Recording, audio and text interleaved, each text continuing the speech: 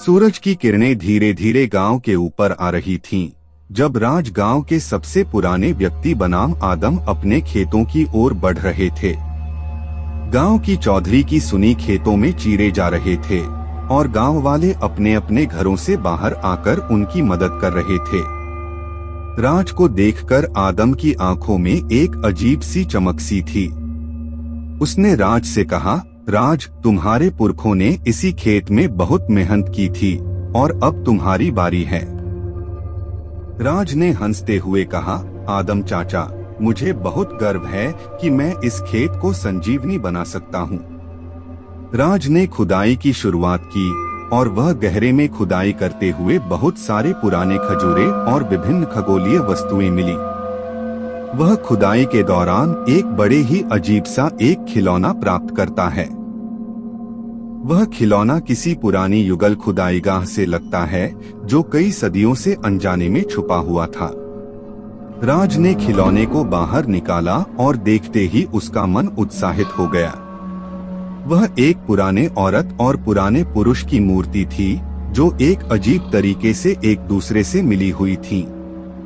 मूर्तियों के होने की वजह से वहां का माहौल भी बदल गया था।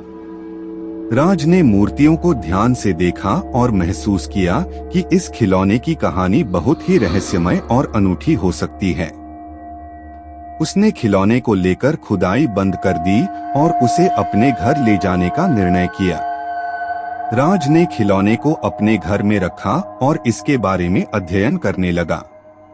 उसने पुरानी पुस्तकों और लेखों की खोज की और जाना कि इस खिलौने का एक विशेष इतिहास है।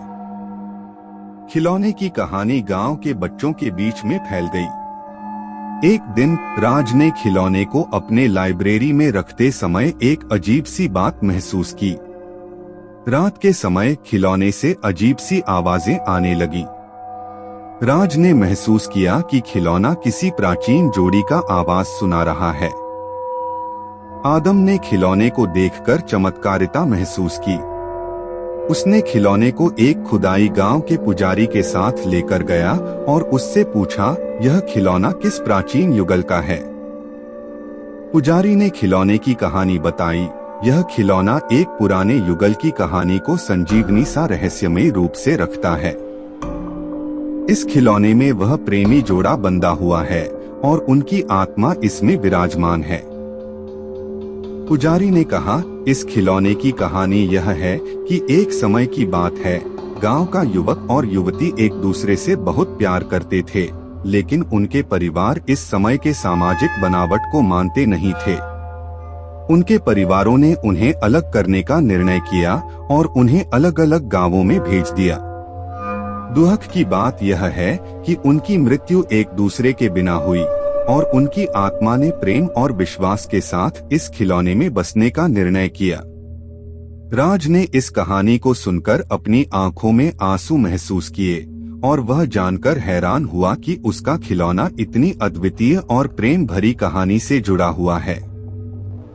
राज ने खिलौने को गहरी विचारशीलता के साथ अपने पुजारी के साथ छोड़ा और वह खुद को समझाने के लिए गांव के विशेषज्ञों के पास गया। गांव के विशेषज्ञों ने खिलौने का विश्लेषण किया और बताया कि इसमें एक विशेष प्रकार की ऊर्जा है जो एक अद्वितीय रूप से प्रेम और एकजुटता को संवेदनशीलता के साथ जोड़ती है। यह खिलौना उन्हें वही प्रेम और समर्पण की भावना दिखाता है जो उनके गांव के पुराने किस्सों में मिलती है। राज ने यह जानकर आत्मसमर्पण से खिलौने को अपनाया और उसे अपने घर में एक पवित्र अवस्था में स्थानांतरित किया। गांव वालों ने इस घटना को देखकर अच्छे से यह सीखा कि प्रेम और समर्पण का महत्व बहुत ही अद्वितीय है और यह खिलौना उन्हें इस अद्वितीयता की याद दिलाता है।